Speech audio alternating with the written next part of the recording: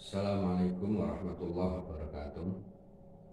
Alhamdulillahi wa kafa wa salatu wassalamu ala nabiyil mustafa Muhammadin wa ala alihi wa sahbihi wa man sara ala nahji faqad ittaqa amma ba'd.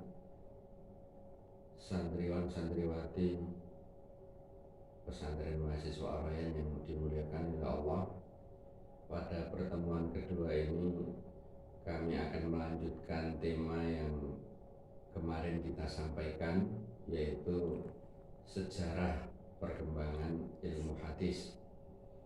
Dan pada kesempatan kemarin kita sudah membahas tentang pertama pengertian hadis, yang kedua tentang perkembangan hadis pada zaman Rasulullah SAW, yang pada waktu itu kita bahas 3 poin: bagaimana hadis menyebar dengan cepat pada zaman Rasulullah, dan bagaimana para sahabat menerima hadis dari Rasulullah, dan yang ketiga itu seputar penulisan hadis.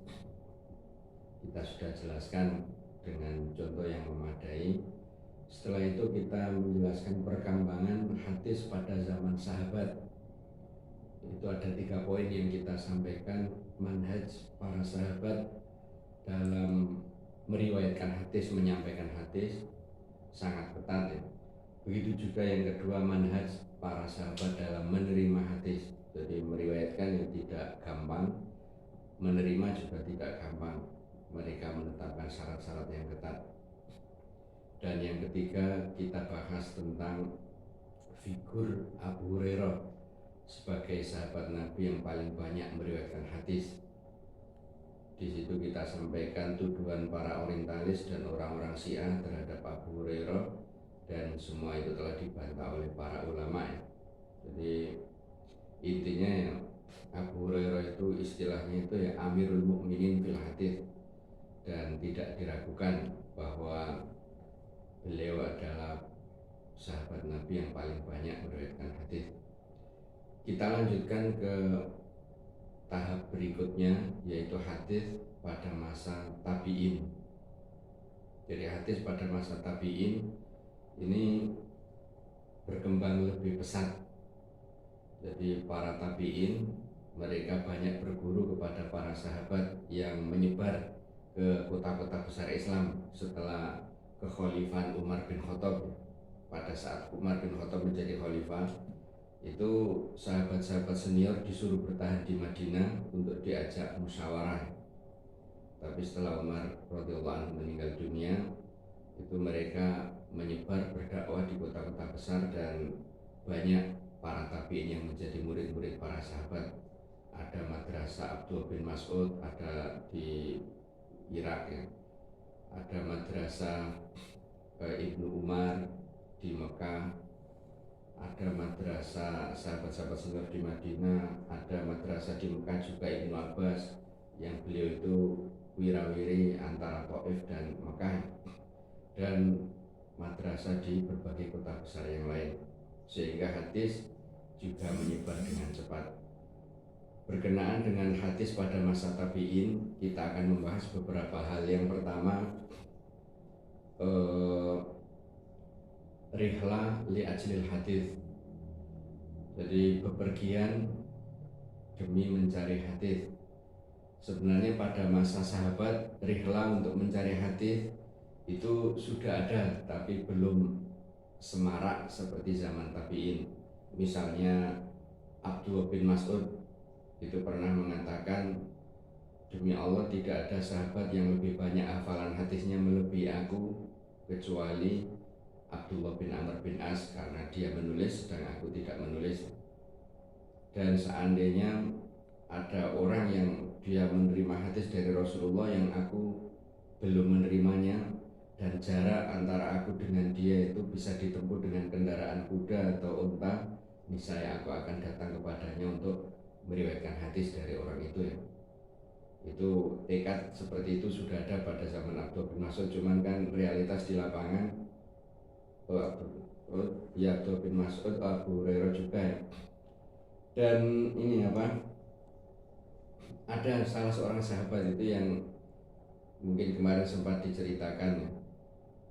Jadi Abdullah bin Unais dan sahabatnya itu ya, antara dua orang yang mendengar hadis dari Rasulullah SAW.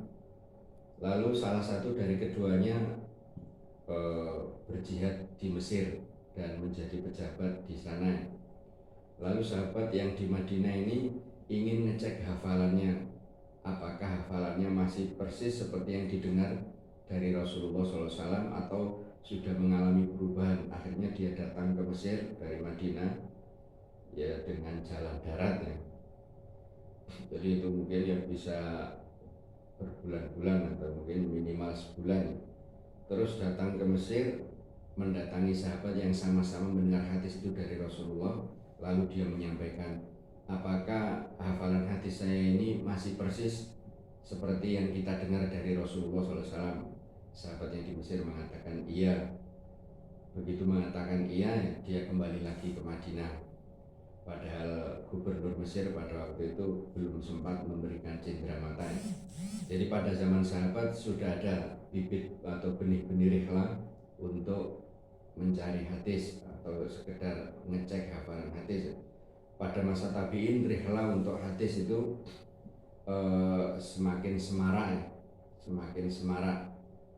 di hampir wirawiri orang itu mencari hadis, dan mereka itu unik-unik ya ketika mencari hadis. Misalnya dia mendengar ada satu hadis diriwayatkan oleh seorang ulama, itu mereka niat dari rumah itu mendengarkan hadis di rumah ulama itu, dan dari rumah dia ke rumah ulama itu melewati Mekah. Jadi ketika umroh atau haji itu ketemu dengan narasumbernya, tapi dia tidak mau mendengar hadis itu di Mekah saat umroh atau saat haji, karena niat dari awal itu ingin mendengarkan hadis di rumah ulama tersebut. Jadi kenapa kok seperti itu ya, kok ya memperberat diri sendiri ya, itu seni yang meskipun bukan wajib tapi itu dipegang teguh oleh para ulama demi keberkahan hadis yang mereka terima. Dan rihlah untuk mencari hadis itu sebagiannya sudah didokumentasikan oleh para ulama, dan ada buku bagus Ar-Rihlah li Ajlil Hadis, bepergian demi meriwayatkan hadis, itu sangat luar biasa. Ada ulama itu yang istilahnya kencing darah karena kelelahan mencari hadis. Ada juga ulama itu yang memburu hadis hingga belasan tahun, baru nyadar kalau dia punya anak dan istri ketika itu dia membuka majelis hadis. Terus ada salah seorang santri yang umurnya itu 17-an. Terus santri ini memakai minyak wangi yang dulu pernah dia pakai. Terus si syekh itu bertanya, kamu ini siapa, dari mana ya? Akhirnya ternyata itu adalah putranya. Jadi itu rihlah demi hadis itu sangat luar biasa pada masa tabi'in. Itu yang pertama. Terus yang kedua itu tentang kodifikasi atau pelembagaan hadis. Jadi kalau Al-Quran sudah dilembagakan 2 kali ya, pada masa Abu Bakar itu terus dikumpulkan dalam lembaran kertas, juga tulang, terus juga atau mushaf, terus disimpan di rumah Hafsah, ya. Terus setelah itu didokumentasikan atau dilembagakan lagi pada zaman Utsman, dan itu yang final, dan itu dikenal sebagai Rasul Utsmaniyah. Untuk hadis dilembagakan pada zaman Umar bin Abdul Aziz, dan yang ditunjuk oleh pemerintah untuk melembagakan hadis adalah Imam Az-Zuhri. Jadi Imam Az-Zuhri. Jadi Imam Az-Zuhri ini istilahnya pentolan tabi'in. Jadi pentolan tabi'in dalam bidang hadis. Jadi Amirul Mukminin dalam bidang hadis. Jadi beliau yang menghimpun hadis dari berbagai sumber dan terkumpullah satu kitab hadis. Cuman warisan dari Imam Az-Zuhri itu dalam kitab utuh itu ya tidak ada. Tapi apa yang beliau riwayatkan itu ya tersebar dalam banyak hadis. Bahkan riwayat dari Imam Az-Zuhri itu termasuk yang diburu oleh para ahli hadis. Karena apa? Karena jadi sanad itu silsilah para perawi itu ada yang alim dan ada yang nazil.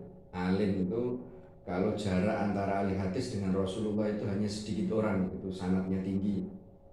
Dan ada nazil itu dari ahli hadis ke Rasulullah itu melewati banyak orang.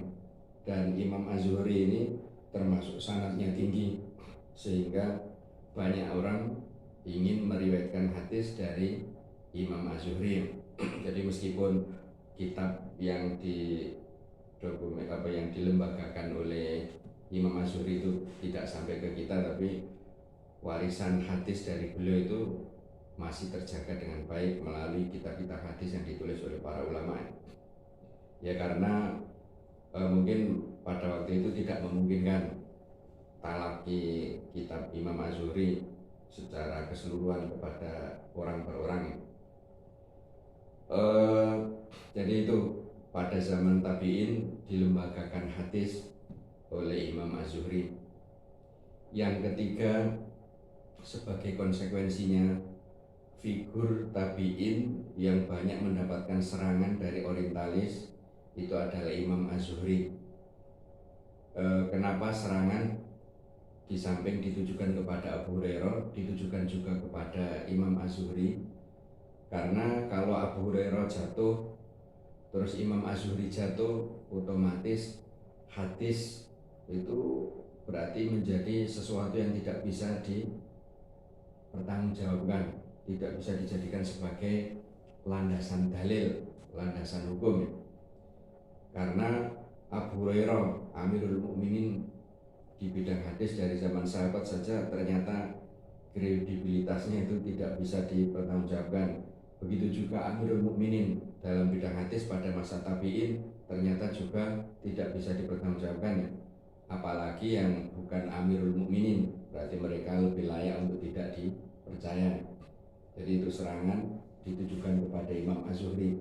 Di antara tuduhan-tuduhan dan serangan dari orientalis kepada Imam Az-Zuhri itu yang pertama, Imam Az-Zuhri itu dituduh agak kemaki atau sombong atau bangga diri. Karena ya ada riwayat ungkapan beliau bahwa beliau itu merasa senang, merasa bangga ditunjuk oleh Umar bin Abdul Aziz untuk melembagakan hadis. Dan ini katanya oleh orientalis dianggap sombong, dan sombong itu kan dosa besar. Itu tuduhan pertama. Yang kedua, tuduhannya itu Imam Az-Zuhri matre, jadi dia mengkomersilkan hadis. Karena ada beberapa riwayat ahli hadis yang mendengar riwayat dari Imam Az-Zuhri itu ngasih angpo, ngasih amplop ya. Kalau sekarang ya mungkin uang transport. Jadi dan itu dianggap matre, mengkomersilkan hadis. Dan yang ketiga itu apa istilahnya, Imam Az-Zuhri itu komitmennya terhadap pengamalan hadis itu rendah. Misalnya Rasulullah melarang menyemir dengan warna hitam, itu Imam Az-Zuhri menyemir rambutnya itu dengan warna hitam, bahkan hitam yang pekat. Dan itu yang dijadikan alasan oleh orientalis bahwa Imam Az-Zuhri itu melanggar hadis. Tapi tuduhan-tuduhan ini dibantah oleh ulama. Jadi yang pertama ya, bahwa Imam Az-Zuhri ditunjuk oleh Umar bin Abdul Aziz itu ya dengan pertimbangan yang sangat matang. Bahkan istilahnya sangat mungkin Umar bin Abdul Aziz itu sebelum memilih Imam Az-Zuhri ya sudah istikharah dulu. Di samping memang secara apa istilahnya ikhtiar manusiawi itu ya Imam Az-Zuhri yang paling patut diamanai tugas yang berat itu ya, karena beliau yang paling menonjol dalam bidang hadis. Jadi itu bukan orang sembarangan. Terus yang kedua, Imam Az-Zuhri itu sama sekali, ini mungkin satu jawaban untuk 3 tuduhan tadi ya. Jadi sama sekali tidak melanggar hadis yang beliau riwayatkan ya. Misalnya beliau dituduh mengkomersilkan hadis, itu beliau sama sekali tidak mengkomersilkan hadis. Hanya saja para ahli hadis itu yang mendengar riwayat dari beliau itu merasa senang, dan mereka ini ya tahu diri, mereka kan sudah mengambil waktu produktif dari Imam Az-Zuhri.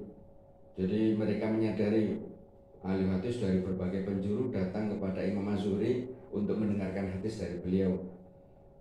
Seandainya yang datang itu misalnya katakanlah dalam sehari itu katakanlah 100 orang atau 90 orang, itu bisa kita bayangkan. Mungkin mereka datang bersamaan ya, mendengar hadis itu secara kolektif, sekian orang dalam satu rombongan. Jadi intinya Imam Az-Zuhri berarti kan ya waktunya tersita, maka sebagai bentuk pengertian dari ahli hadis mereka ngasih uang kepada Imam Az-Zuhri. Dan ternyata Imam Az-Zuhri setelah menerima uang dari ahli hadis yang mendengar hadis dari beliau, itu oleh Imam Az-Zuhri disedekahkan. Dan ini menunjukkan bahwa beliau dengan praktek beliau seperti itu justru mengamalkan hadis Nabi. Karena Rasulullah SAW itu mengatakan, kalau kamu diberi sesuatu, diberi hibah, maka terimalah, jangan menolak. Kalau kamu memang tidak membutuhkan, kamu bisa berikan kepada orang lain. Dan kalau kamu membutuhkan, berarti kamu bisa gunakan untuk hajatmu. Dan itu yang dipraktekkan juga oleh Rasulullah SAW. Ketika beliau punya sesuatu diberikan kepada Umar bin Khattab, tapi Umar bin Khattab menolak. Ya Rasulullah, saya tidak membutuhkan ini, berikanlah kepada orang yang membutuhkan. Lalu Rasulullah menegur Umar, wahai Umar, kalau kamu diberi sesuatu, terimalah, jangan menolak. Kalau kamu nggak butuh ya bisa kamu berikan kepada orang lain. Jadi itu malah justru beliau mengamalkan hadis Nabi, tuntunan Nabi. Dan dengan menerima itu berarti beliau tidak mengangkat pahala kepada ahli hadis yang memberikan uang kepada beliau. Seandainya beliau menolak, itu ahli hadis jadi tersinggung. Setelah itu nggak mau mendengar hadis dari beliau lagi, dan dia tidak dapat pahala sedekah juga. Tapi dengan menerima, dia juga lebih semangat mencari hadis lagi dan senang pemberiannya diterima. Dan Imam Az-Zuhri memberikannya kepada orang lain yang lebih membutuhkan, dia masih dapat aliran pahala karena uang itu bersumber dari dia. Jadi tidak benar tuduhan beliau mengkomersilkan hadis, dan tidak benar juga beliau itu melanggar hadis Nabi. Terus adapun beliau menyemir rambut dengan warna hitam, beliau memang berpendapat bahwa larangan menyemir dengan warna hitam yang dari Rasulullah SAW itu menurut beliau bagi orang-orang yang sudah sepuh, dan kriteria sepuh menurut beliau itu yang giginya sudah ompong, yang kakek nenek, itu yang nggak boleh. Adapun yang masih muda itu diperbolehkan menyemir dengan warna hitam. Jadi itu pendapat beliau seperti itu. Ulama yang lain mengatakan bahwa meskipun tua boleh menyemir dengan warna hitam kalau dalam kondisi perang. Karena dalam kondisi perang itu kan ya di samping perang senjata juga perang psikologis ya, perang mental. Jadi kalau kaum muslimin terlihat tua, itu rasa percaya diri musuh akan lebih tinggi, dan dengan percaya diri yang tinggi itu mereka bisa mengalahkan kaum muslimin. Makanya orang-orang Islam yang berperang diperbolehkan untuk menyemir rambut mereka dengan warna hitam agar kelihatan muda, sehingga membuat musuhnya itu minder atau gather. Jadi itu masih pro kontra mengenai larangan menyemir dengan warna hitam. Jadi itu yang jelas bagi orang yang sepuh dilarang, dan bagi orang yang berperang diperbolehkan, bahkan mungkin dianjurkan agar tadi kan kita diperintah untuk menggetarkan lawan, membuat lawan itu bagaimana takut dan ciut nyalinya. Kalau seandainya dengan menyemir rambut dengan warna hitam berarti itu juga diperbolehkan, karena sarana itu hukumnya mengikuti tujuan. Kalau tujuannya sunnah ya sarana berubah menjadi sunnah juga.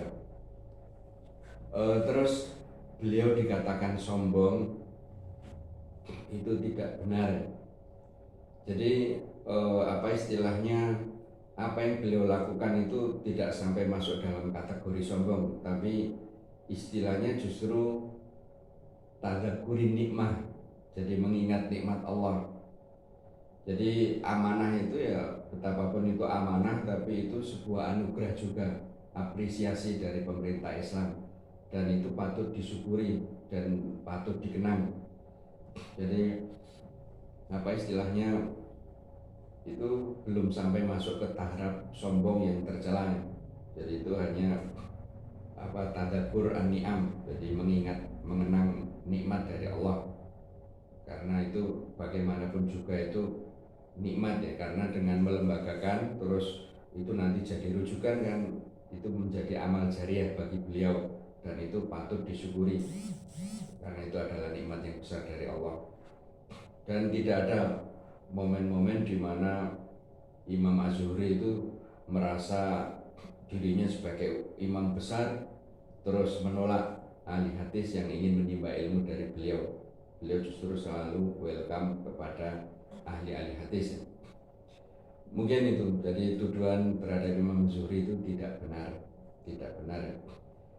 Terus yang keempat, hadis pada masa tabi'in, pemalsuan hadis sudah mulai, benih-benih pemalsuan hadis sudah mulai.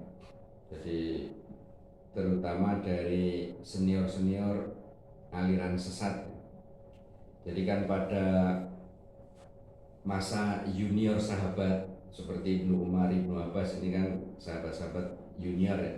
Pada masa junior sahabat ini karena seniornya sudah wafat, pada masa-masa junior sahabat ini penyimpangan-penyimpangan mulai muncul, tapi itu hanya benih, karena masa sahabat, tabi'in dan tabi'ut tabi'in itu termasuk al-qurun al-mufaddolah. Jadi masa-masa yang utama, generasi-generasi utama yang Rasulullah mengatakan khairun nas qarni tsumma alladziina yalunahum. Jadi sebaik-baik generasi itu generasiku, terus generasi yang mengiringinya yaitu tabi'in, dan generasi yang mengiringinya yaitu tabi'ut tabi'in.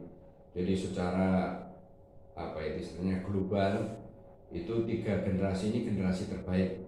Seandainya ada penyimpangan itu sifatnya hanya individual, belum menjadi entitas, belum apa istilahnya menjadi sistem, menjadi kelompok besar, tapi itu hanya apa istilahnya benih-benih penyimpangan, tapi ya atau belum dominan. Jadi pada masa sahabat sudah muncul aliran Khawarij, bahkan mereka melakukan pemberontakan terhadap Ali bin Abi Thalib, mengkafirkan para sahabat dan seterusnya. Terus juga muncul aliran Qadariyah, dan munculnya juga pada masa tabi'in muncul aliran Mu'tazilah. Wasil bin Atha ini kan muridnya Hasan al-Basri, jadi murid dari Hasan al-Basri. Ini berselisih dengan Hasan al-Basri mengenai yaitu takdir dan berbagai hal. Akhirnya dia mengibarkan bendera sendiri sambil buka halaqah atau majelis ilmu di sudut masjid. Makanya Hasan al-Basri mengomentari iktazala anak, dia mengkarantina diri, dia mengisolasi diri dari kita ya. Akhirnya alirannya dikenal dengan aliran Mu'tazilah, orang yang mojok, orang yang mengisolasi diri, orang yang mengasingkan diri. Jadi itu seiring dengan munculnya aliran-aliran ini, otomatis hadis-hadis palsu mulai bermunculan untuk membela madzhab mereka, aliran mereka. Dan ini berdasarkan pengakuan orang Khawarij sendiri yang bertobat ya. Orang Khawarij itu mengatakan yang setelah bertobat, kami dulu ketika memiliki satu pendapat, kami itu membuat hadis untuk menguatkan pendapat itu. Jadi setiap ada pendapat yang berbeda dengan arus besar kaum muslimin, itu mereka biar pede di kalangan pengikut mereka dan bisa berhujah di hadapan kaum muslimin yang lain, mereka membuat hadis. Makanya sanad ini sangat penting. Kalau zaman dulu orang menyampaikan qala Rasulullah, ini silsilahnya sampai ke Rasulullah apa enggak, terus kalau diklaim sampai, terus kualitas para perawi yang menjadi narasumber mereka itu siapa saja. Jadi itu dicek ya. Jadi sanad ini yang menentukan untuk kita pelajari dan kita ketahui apakah itu sahih dari Rasulullah atau hanya rekayasa dari mereka. Jadi pemalsuan hadis sudah muncul. Terus Syiah ini kan ya benih-benihnya sudah muncul pada zaman Ali setelah peristiwa Tahkim. Jadi karena apa ya istilahnya, agitasi atau provokasi dari para perusuh yang membunuh Utsman bin Affan, akhirnya kan Muawiyah dan Ali yang sempat akan berdamai itu terjadi perang karena perusuh ini membunuh sebagian pengikut Ali dan sebagian pengikut Muawiyah, sehingga masing-masing curiga, wah kelompok lawan itu berkhianat. Wong di meja perundingan begini kok di lapangan seperti ini. Akhirnya terjadi peperangan. Terus kubu Muawiyah terdesak, lalu mereka mengangkat mushaf untuk ajakan berdamai dan bertahkim kepada Al-Quran. Ternyata dalam peristiwa tahkim itu kelompok Ali merasa dikhianati. Jadi kelompok Ali merasa dikhianati karena kubu Ali kan mengirim Abu Musa al-Asy'ari, kubu Muawiyah mengirim Amr bin As, dan mereka berunding sama-sama sepakat untuk melengsarkan Ali dan Muawiyah. Abu Musa mengumumkan terlebih dahulu bahwa Ali dilengsarkan dari jabatannya sebagai khalifah, tapi Amr bin As tidak mengumumkan pelengseran Muawiyah. Amr bin As beralasan bahwa Muawiyah bukan sebagai khalifah, sehingga ya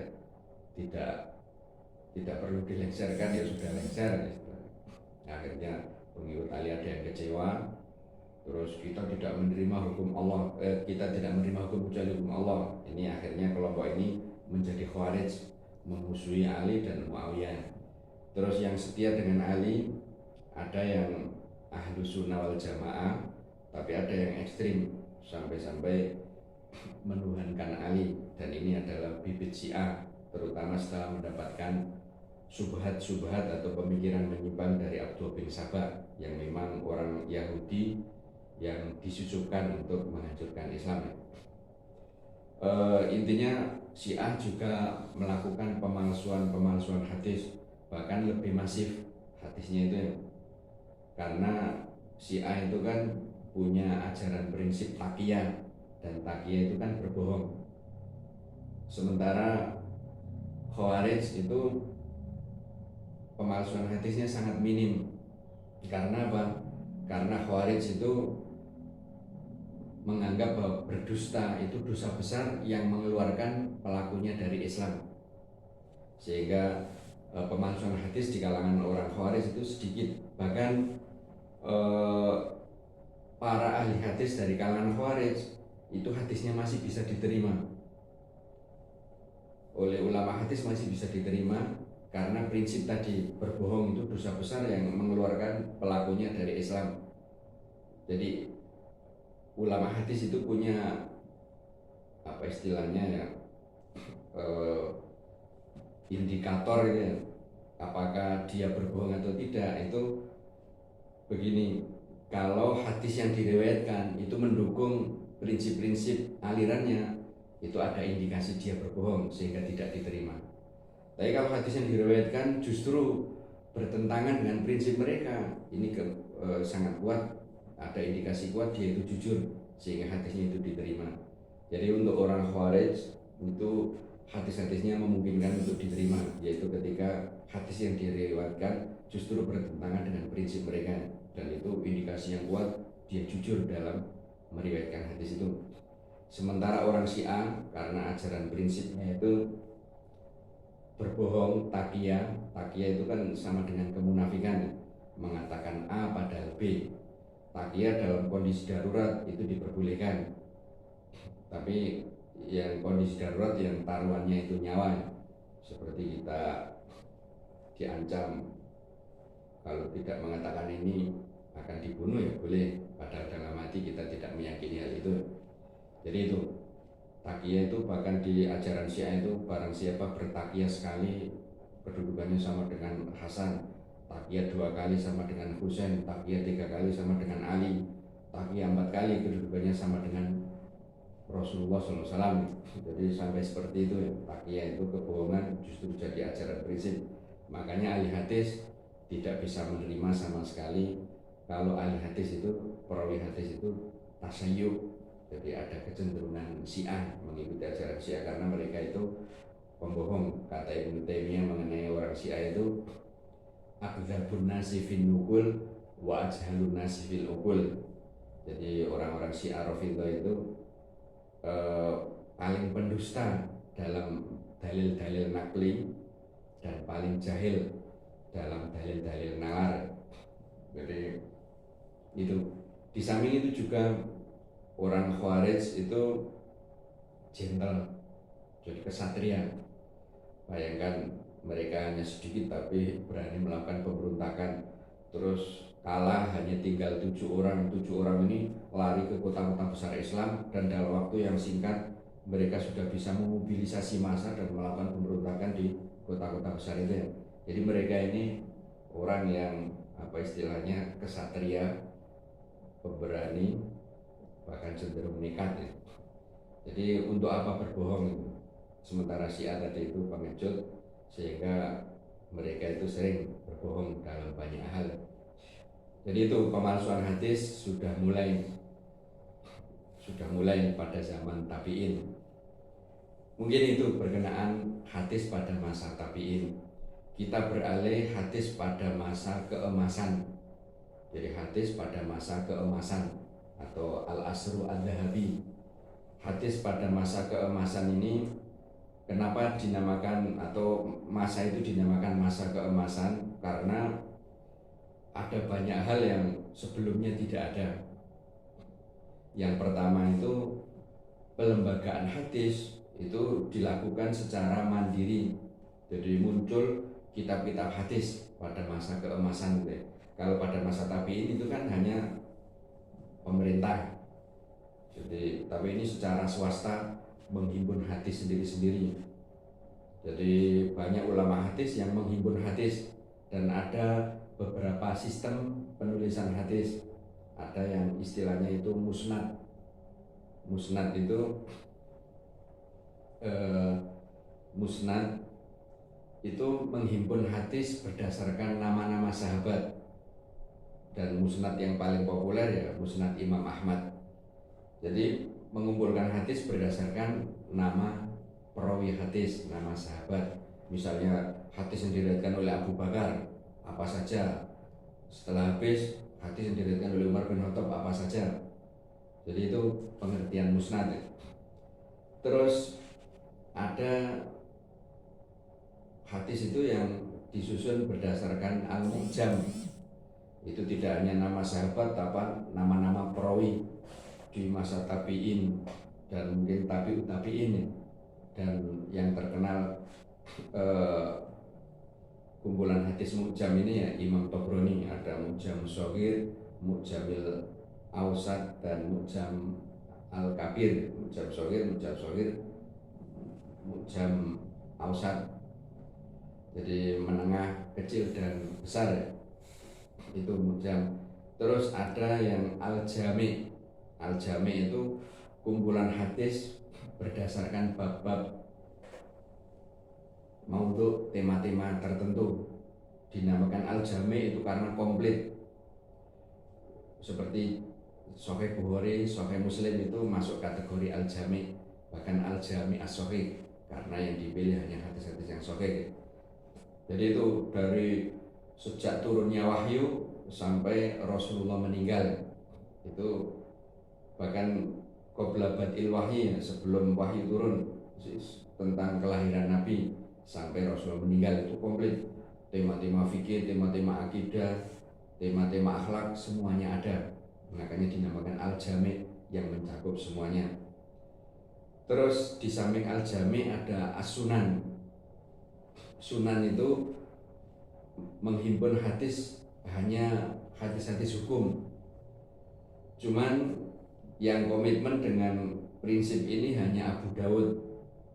Jadi Abu Dawud itu yang mengumpulkan hadis-hadis hukum.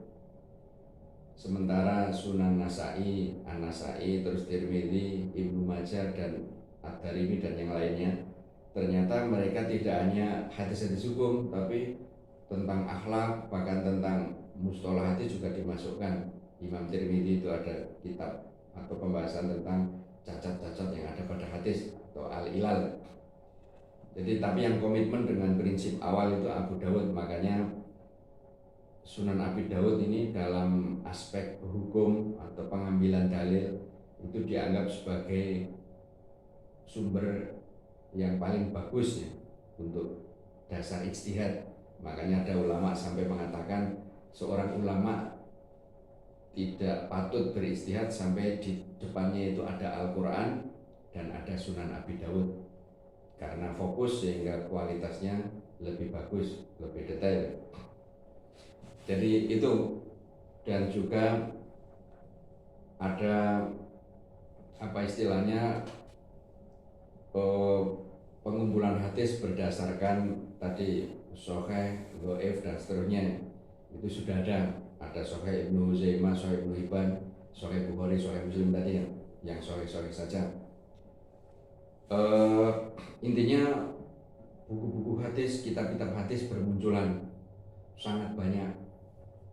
Juga ada Al-Muwatta. Al-Muwatta itu kumpulan hadis yang tidak hanya marfu' dari Rasulullah, tapi juga dari sahabat dan juga dari tabi'in, itu yang ditulis oleh Imam Malik ya. Jadi mirip, istilahnya mirip buku fikih ya, tengah-tengah antara buku fikih dan buku hadis.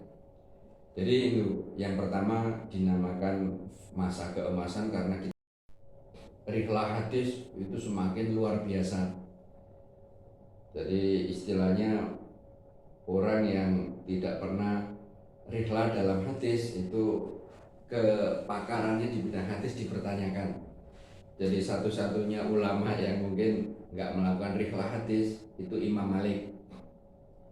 Tapi ini bisa dimaklumi, pertama karena Imam Malik tinggal di Hijaz atau Madinah, dan Madinah ini kan ya pusat ilmu, pusat hadis. Ulama-ulama dari zaman sahabat, tabi'in itu berpusat di Madinah. Kalau Imam Malik istilahnya rihlah ke tempat lain, justru menjauhi sumber. Jadi belajar dari ulama-ulama sahabat, ulama-ulama tabi'in, itu mungkin ilmu mereka belum habis ya. Jadi di kalangan sahabat, senior-senior sahabat ya meninggal di Madinah. Terus juga ulama-ulama tabi'in banyak, ada fuqaha as-sab'ah itu ya, ada fuqaha 12, itu semuanya tinggal di Madinah. Jadi itu satu-satunya ulama hadis yang mungkin tidak melakukan rihlah itu ya Imam Malik. Tapi itu ada alasannya kuat kenapa beliau tidak rihlah. Alasan yang kedua dari Imam Malik itu beliau ingin mendapatkan berkah dari jejak-jejak Rasulullah SAW di Madinah. Jadi Imam Malik itu sering di Madinah itu jalan kaki tanpa alas kaki. Beliau berharap semoga debu yang dulu pernah menyentuh kaki Rasulullah itu menyentuh kaki beliau. Jadi itu juga sebagai alasan tambahan kenapa beliau tidak melakukan rihlah untuk mencari hadis ke luar Madinah. Jadi luar biasa rihlah untuk ahli hadis itu. Tadi sampai ada yang kencing darah karena kelelahan, dan apa istilahnya, majelis-majelis hadis itu ada berita acaranya didokumentasikan dengan sangat baik. Jadi ada misalnya apa berita acaranya, majelis hadis ini disampaikan oleh Syekh Fulani, terus dihadiri oleh sekian ahli hadis, terus yang datang awal waktu sekian, yang datang telat sekian, itu ada dokumentasinya, yang ngantuk sekian, terus yang kehabisan tinta sekian, itu didokumentasi dengan sangat baik. Jadi ini makanya dinamakan masa keemasan untuk ilmu hadis. Terus yang ketiga, jadi yang pertama pelembagaan kitab-kitab hadis itu masif, yang kedua rihlah untuk mencari hadis juga masif, terus yang ketiga itu rekam jejak para perawi hadis itu sudah dilembagakan, sudah dibukukan. Jadi ada buku itu Al-Kamal fi Asma'i Rijal. Jadi Al-Kamal itu buku tentang biografi para ahli hadis dan sekaligus vonis para ulama terhadap ahli hadis itu, apakah dia terpercaya atau hanya sekedar jujur saja tapi kurang dari sisi validitas kurang, atau apakah dia itu perawi yang lemah atau bahkan dia tukang dusta, itu sudah ada. Jadi nama-nama perawi hadis itu sudah ada berikut vonis para ulama terhadap masing-masing ahli hadis. Jadi rijalul hadis itu riwayat mereka, biografi mereka itu sudah tertulis komplit. Maaf.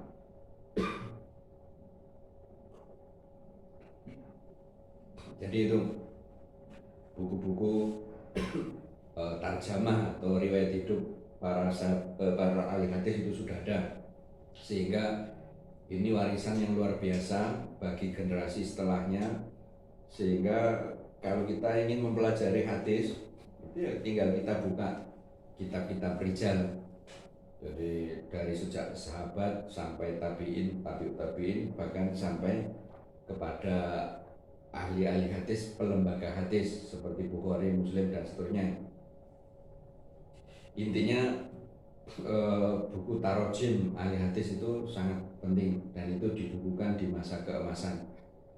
Bahkan setelah Al-Kamal itu terus diseleksi lagi, ditambahi yang kurang, dihilangkan yang dianggap tidak penting, itu Tahdhibul Kamal. Terus Tahdhibul Kamal itu disarikan lagi biar bisa dibaca juga oleh santri-santri hadis ya, itu Tahdhibut Tahdhib. Bahkan diringkas lagi oleh Ibnu Hajar itu menjadi langsung vonis, jadi perawi, vonis ulama terhadap perawi ini, apakah dia terpercaya atau soduk atau dia dari angkatan berapa, terus ini sudah ada. Jadi buku-buku biografi para ahli hadis itu sudah komplit di masa keemasan. Fenomena berikutnya itu sarah-sarah hadis juga bermunculan. Jadi sarah yang sudah ada sejak zaman keemasan itu ya, sarah Sahih Bukhari itu mungkin yang awal-awal ya Ibnu Battal, terus yang lainnya ya Ibnu Hajar, Fathul Bari itu termasuk agak masa-masa akhir dari masa keemasan hadis ya. Jadi beliau banyak mengambil dari senior-senior beliau ketika mensyarah Sahih Bukhari, tapi yang jelas Fathul Bari ini termasuk syarah yang terbaik untuk Sahih Bukhari, sehingga ada Imam Syaukani atau yang lain itu mempelesetkan hadis. Di la hijrata ba'dal fathi, tidak ada hijrah setelah Fathu Makkah. Tapi oleh Imam Syaukani dipelesetkan itu tidak ada hijrah ke kitab-kitab lain setelah dikarangnya Fathul Bari. Jadi la hijrata ba'dal fathi itu kita mencukupkan diri dengan Fathul Bari itu sudah sangat lumayan karena sangat bagus. Dan penghormatan kaum muslimin dari mulai rakyat sampai pejabat sampai Amirul Mukminin terhadap ahli hadis luar biasa. Jadi apa istilahnya, ahli hadis itu kalau ada rakyat ketemu ahli hadis itu dikecup ubun-ubunnya, sehingga ini menjadi yang populer di kalangan ahli hadis dan akhirnya menjadi tradisi orang Arab. Semarah apapun orang Arab itu kalau dikecup ubun-ubunnya itu langsung lerem, redam amarahnya. Jadi kalau mungkin antum berkonflik dengan orang Arab itu kalau bisa ya dikecup ubun-ubunnya, itu dia akan nggak marah lagi. Tapi masalahnya bagaimana cara mengecup ubun-ubunnya, karena mereka lebih tinggi dari kita dan mungkin ya salah paham malah kita kena bogem mentah. Jadi itu jadi ahli hadis sangat dihormati. Bahkan dalam cerita itu Fathul Bari itu ketika dihadiahkan kepada salah seorang amir petinggi di suatu wilayah, itu oleh amir itu Ibnu Hajar dikasih hadiah balasan itu ya, itu emas seberat kitab yang beliau tulis ya. Jadi bayangkan, kertas zaman dulu kan tidak secanggih sekarang, tipis-tipis ya. Kertas zaman dulu ya masih seperti kalau kita mengolah limbah kertas terus kita bikin kertas yang unik itu kan ya tebel-tebel. Jadi Fathul Bari itu mungkin bisa beratnya ya, kalau sekarang Fathul Bari itu sekitar berapa, 6 kilo atau 5 kilo ya, ada 18 jilid ya, satu ya malah lebih ya, satu jilidnya itu bisa hampir sekilo misalnya. Katakanlah 15 kilo, itu berarti zaman dulu itu lebih berat lagi, dan oleh amir itu dikasih sebagai apresiasi emas seberat kitab yang beliau tulis. Jadi itu penghormatan terhadap ahli hadis luar biasa ya. Terus fenomena lain yang juga muncul di masa keemasan, tapi mungkin langsung saja ke fenomena yang kurang baik, yaitu pemalsuan hadis. Jadi pemalsuan hadis semakin marak dibandingkan masa sebelumnya. Kalau masa sebelumnya itu hanya yang populer itu di kalangan Khawarij dan Syiah Rafidhah, tapi pemalsuan hadis di masa keemasan, karena kan ahli hadis tadi itu sebagai kelompok masyarakat yang sangat dihormati, itu akhirnya itu yang istilahnya menstimulan orang-orang suka memalsukan hadis biar dia dihormati ya.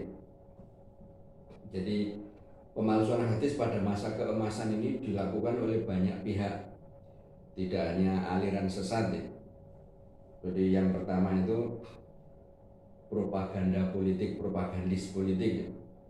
Jadi orang yang misalnya berkubu kepada Bani Umayyah itu memalsukan hadis yang mengunggul-unggulkan Muawiyah, terus dan menjelek-jelekan Ali. Jadi membuat hadis palsu yang menjelek-jelekan Ali. Sementara Alawiyin, pengikutnya Ali, itu membuat hadis palsu tentang kejahatan Muawiyah, terus hadis-hadis yang mengunggulkan Ali bin Abi Thalib. Jadi itu, jadi para propaganda. Begitu juga Bani Abbasiyah, ini memalsukan hadis yang menjelek-jelekan Bani Umayyah. Juga kalau muncul tokoh politik tertentu ya untuk menggalang dukungan ya mereka memalsukan hadis. Yang kedua, jadi di samping aliran sesat, propagandis politik, yang ketiga itu dari pengikut madhab fikih, bukan madhab akidah. Jadi madhab fikih, misalnya yang pengikut madhab Syafi'i, memalsukan hadis untuk mengunggulkan Imam Syafi'i. Tapi ini dari kalangan awam mereka yang nggak paham, bukan dari kalangan ulama. Ulama jelas tahu ya bahwa memalsukan hadis itu ya dosa besar. Terus ya pengikut fanatik dari madzhab Abu Hanifah ya memalsukan hadis yang mengunggulkan Abu Hanifah dan menjelek-jelekan imam madzhab yang lain. Begitu juga dari madzhab Maliki, Hambali dan seterusnya. Jadi para pengikut madzhab yang mereka fanatik dan tidak paham itu yang memalsukan hadis ya. Dari kalangan pengikut madzhab yang fanatik. Terus berikutnya juga dari kalangan individual, itu al-qasas. Al-qasas itu tukang cerita. Jadi pada zaman dulu itu ada profesi, kalau sekarang ya stand up comedy atau pelawak tunggal atau monolog gitu ya. Itu pada zaman dulu ada, itu namanya al-qasas. Mereka ini tukang cerita. Jadi tukang cerita itu mereka untuk menguatkan cerita mereka itu mereka memalsukan hadis. Jadi mereka memalsukan hadis. Jadi Imam Ahmad dan sahabatnya Yahya bin Ma'in itu pernah hadir di masjid setelah sholat, tukang cerita itu tampil. Mereka menyampaikan ini dan isi ceritanya itu kebanyakan bohong. Lalu mereka menyebut mengenai tema yang disampaikan itu qala Rasulullah SAW, atau dia menyebut silsilah sanadnya dulu. Akhbaroni Ahmad bin Hambal, akhbaroni Yahya bin Ma'in dan seterusnya. Akhirnya karena nama Ahmad bin Hambal, nama Yahya bin Ma'in disebut, Imam Ahmad interupsi, saya Ahmad bin Hambal dan saya Yahya bin Ma'in, saya tidak pernah merasa menyampaikan hadis ini, saya tidak punya hafalan hadis ini, dan saya tidak pernah menyampaikan hadis ini kepada kamu, atau saya tidak pernah menyampaikan hadis apapun kepada kamu. Terus si tukang cerita itu malah menyombongkan diri. Jadi emangnya Ahmad bin Hambal dan Yahya bin Ma'in itu cuma kalian berdua. Saya itu telah meriwayatkan ratusan hadis dari ahli hadis yang namanya Ahmad bin Hambal dan Yahya bin Ma'in. Jadi di sana ada ratusan Ahmad bin Hambal dan ada ratusan Yahya bin Ma'in yang aku telah meriwayatkan hadis dari mereka. Imam Ahmad akhirnya tidak meneruskan pertanyaannya, dialognya, dan beliau menutup mulutnya karena tertawa ya. Ini berarti pembohong besar. Jadi fenomena pemalsuan hadis itu sering dilakukan oleh tukang cerita atau al-qasas. Juga yang memalsukan hadis itu nadim. Nadim ini juga satu profesi, yaitu penghibur raja. Ya, kalau pernah mendengar kisah Harun ar-Rasyid dengan Abu Nuwas, itu Harun ar-Rasyid kalau stres mungkin ya datang ke Abu Nawas untuk dihibur. Tapi Harun ar-Rasyid dan Abu Nawas itu ya itu cerita fiktif ya. Banyak candaan dan seterusnya itu fiktif, karena Harun ar-Rasyid itu ya khalifah yang sangat sibuk, setahun berjihad, setahun berhaji gitu. Jadi itu cerita bahkan cenderung seronok-seronok itu tidak benar. Itu cerita-cerita karangan dari pihak-pihak yang tidak suka dengan Harun ar-Rasyid ya. Dari Harun ar-Rasyid. Dan Abu Nuwas itu memang penyair, bukan nadim. Penyair zindik, apa istilahnya ya, uraan, suka minum keras, bahkan mungkin suka itu ya itu perzinahan, bahkan mungkin ya LGBT ya. Jadi apa istilahnya, tapi di akhir hayatnya ada riwayat bahwa Abu Nawas ini bertobat dan menulis syair-syair tobat yang sangat populer sampai sekarang ya. Di masjid-masjid disampaikan sebelum adzan itu ya, ilahi lastulil firdausi ahlan wal aqwa ala naril jahimi itu ya. Jadi itu syair yang sangat terkenal dari Abu Nuwas, itu disampaikan menjelang wafatnya, dari beliau sempat bertobat. Jadi nadim itu profesi penghibur raja. Itu ya banyak mewariskan hadis untuk menyenangkan hati raja. Seperti Harun ar-Rasyid itu pernah bermain burung dara itu ya. Akhirnya si Nadim itu memalsukan hadis tentang fadilah bermain burung dara. Jadi apa itu la sabqa illa fi thalathin ya. Tidak boleh bertaruh kecuali dalam 3 hal. Jadi hadis itu sebenarnya teksnya ada yang sahih gitu ya, bahwa kita itu tidak boleh sibak. Sibak itu nanti ada misalnya ada lari adu ketangkasan berkuda, itu boleh. Misalnya si A, saya kalau ini istilahnya masing-masing menyetorkan uang 10.000, siapapun yang menang itu dia berhak membawa uang yang mereka kumpulkan. Itu diperbolehkan untuk olahraga-olahraga yang menunjang jihad, jadi sabek atau sibak gitu ya. Jadi itu boleh, tapi untuk yang menunjang jihad, jadi diantaranya ya ketangkasan berkuda. Jadi atau mungkin apa istilahnya, nanti yang menang ya, kalau sekarang mungkin ya ngebosi yang kalah, jadi dari uang hadiah itu tadi. Tapi ulama mengatakan bahwa sibak itu boleh kalau ada pihak ketiga yang dia tidak ikut bayar, tapi kalau menang dia berhak membawa uang 20.000 tadi. Tapi ada yang mengatakan tidak pakai orang ketiga itu juga boleh, yang penting menunjang jihad. Tapi kalau seperti perjudian atau totoan ketika ada balap kuda itu ya tidak boleh. Yang totoan itu penontonnya itu haram, termasuk judi, haram ya. Jadi itu si Nadim itu penghibur raja itu terus memanjurkan hadis untuk menghibur itu ya. Dan si raja ini tahu wah ini si Nadim ini telah memalsukan hadis demi menggembirakan dia. Akhirnya burung merpati itu disembelih. Tapi si Nadim itu tetap dikasih uang karena dia telah merelakan diri ya, membinasakan diri dengan membuat hadis palsu demi menyenangkan raja. Oleh raja itu dikasih hadiah. Tapi oleh para ulama itu tindakan yang disayangkan, harusnya diberi sanksi bukan diberi apresiasi. Jadi itu dari kalangan Nadim. Terus yang pemalsu hadis juga ini dari kalangan orang-orang yang istilahnya ahli ibadah, ghirohnya tinggi terhadap Islam tapi pemahamannya kacau. Seperti pengakuan pemalsu hadis ini, dia telah mengaku memalsukan hadis itu 7.000 hadis. Dia memalsukan 7.000 atau 70.000 ya, 7.000. Jadi dia telah memalsukan 7.000 hadis tentang fadilah membaca Al-Quran, tentang membaca surat-surat dalam Al-Quran.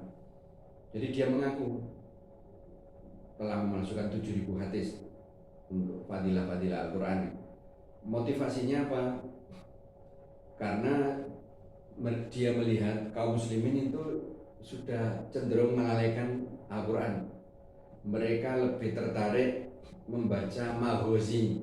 Maghazi itu cerita perang, dan yang pada waktu itu dibaca itu maghazi Ibnu Ishaq. Ibnu Ishaq ini ahli sejarah, ahli sirah. Sirah beliau ini menjadi rujukan sirah, buku-buku sirah setelahnya. Hanya saja sirah Ibnu Ishaq ini termasuk kitab yang mungkin ditenggelamkan oleh tentara Mongol di laut ya. Tapi sudah terselamatkan oleh muridnya yaitu Ibnu Hisham. Jadi Ibnu Hisham menulis ringkasan sirah Ibnu Ishaq ya. Terus dari Ibnu Hisham inilah ahli-ahli sirah menulis ulang kitab sirah dengan tambahan dari sumber-sumber yang lain. Jadi itu maghazi Ibnu Ishaq itu sangat menarik karena Ibnu Ishaq ini ahli sejarah yang tutur katanya itu mengalir. Ada riwayat Amirul Mukminin pada masanya itu mengundang Ibnu Ishaq menceritakan sejarah manusia dari sejak Adam sampai masa mereka. Itu diriwayatkan 2 hari. dan istirahat hanya untuk sholat dan makan, berarti ya mungkin tidurnya itu berkurang gitu ya, malah mungkin 2 hari itu nggak tidur. Raja itu betah mendengar cerita itu karena memang Ibnu Ishaq luar biasa. Makanya kaum muslimin eh, itu ada fenomena itu ya, membaca Maghazi Ibnu Ishaq, cerita-cerita perang Rasulullah yang dikumpulkan oleh Ibnu Ishaq. Yang kedua, kaum muslimin ini animo mereka itu terhadap fikihnya Abu Hanifah. Jadi Abu Hanifah itu sangat luar biasa dalam berargumentasi, terus istihad beliau itu luar biasa. Imam Malik itu sampai memberikan kesaksian, demi Allah seandainya Abu Hanifah itu mengatakan pilar masjid ini, pilar ini terbuat dari emas, dan beliau mengemukakan argumentasinya, niscaya kita percaya bahwa pilar itu betul-betul terbuat dari emas. Padahal kita tahu pilar itu dari semen atau dari pasir dan bahan perekat pada zaman dulu. Sudah ada semen atau belum? Jadi itu bahkan bisa jadi dia sendiri yang bangun, tapi karena argumentasi dari Abu Hanifah itu sangat luar biasa, kita jadi percaya bahwa pilar itu terbuat dari emas. Jadi orang-orang itu senang baca fikihnya Abu Hanifah itu, meskipun itu ditulis oleh santri-santri beliau, tidak ditulis langsung oleh Abu Hanifah, karena memang sangat menarik. Jadi akhirnya orang yang semangat beragama tadi memalsukan hadis agar kaum muslimin kembali membaca Al-Quran. Dia memalsukan 7.000 hadis tentang fadilah surat-surat dalam Al-Quran. Makanya ulama mengatakan hadis-hadis palsu itu kebanyakan ada di 3 tempat. Tempat pertama itu fadilah surat-surat Al-Quran, makanya kita harus hati-hati. Sebagian kecil itu sahih, sebagian besarnya itu palsu, itu ya. Yang kedua itu tentang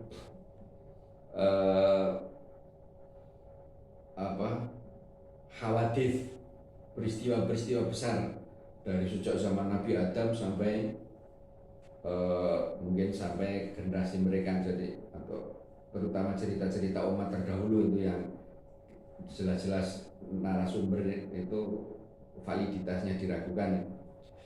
Jadi hawadits duhur itu peristiwa-peristiwa penting sepanjang zaman, itu biasanya yang dinukil oleh khotib-khotib Jumat itu dari kitab Tambihul Ghafilin, terus Dzurratun Nasihin, itu sudah diterjemahkan dan sering jadi rujukan saat khutbah.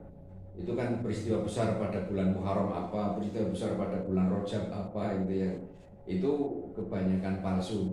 Jadi kebanyakan palsu ya. Jadi sirah gitu. Atau terus yang ketiga itu tentang rokoik, hal-hal yang menyentuh hati. Karena yang suka memalsukan hadis itu orang-orang sufi yang ekstrim. Bahkan jangankan sufi yang ekstrim ya, sufi-sufi yang hanif itu saja mereka banyak mengambil hadis-hadis palsu sebagai rujukan. Misalnya kita baca kitab Al-Ghunyah yang ditulis oleh Syekh Abdul Qadir Jailani, di dalamnya itu terdapat hadis-hadis yang mungkin itu di kalangan ahli hadis ya hadis buangan ya, jadi jelas-jelas palsu. Misalnya fadilah sholat hari Rabu, fadilah sholat hari Selasa, itu setiap hari ada fadilahnya sendiri. Terus fadilah puasa Ramadan hari pertama apa, hari kedua apa, hari ketiga apa, itu sangat detail. Jadi itu jelas-jelas palsu ya. Jadi itu kita harus hati-hati terhadap hadis palsu. Mungkin waktunya tinggal sudah habis. Itu mungkin hadis pada masa keemasan. Untuk hadis pada masa kontemporer, karena waktunya habis ya, kita lanjutkan pada pertemuan. Tapi hadis pada masa kontemporer itu ya bisa dibuat panjang, bisa dibuat singkat. Jadi mungkin pertemuan kita kali ini cukup sampai di sini. Kalau ada yang salah itu dari saya sendiri, dan mohon ampun, tidak lupa untuk mohon ampun kepada Allah. Astagfirullahaladzim. Dan kalau ada kata-kata yang mungkin membuat sebagian orang tersinggung, ada kesalahan ini dan itu ya, mohon saya dimaafkan. Dan saya ikhlas mencabut diri dari kesalahan itu dan yang benar dari pihak yang mengkoreksi. Yang kurang lebihnya mohon maaf. Wassalamualaikum warahmatullahi wabarakatuh.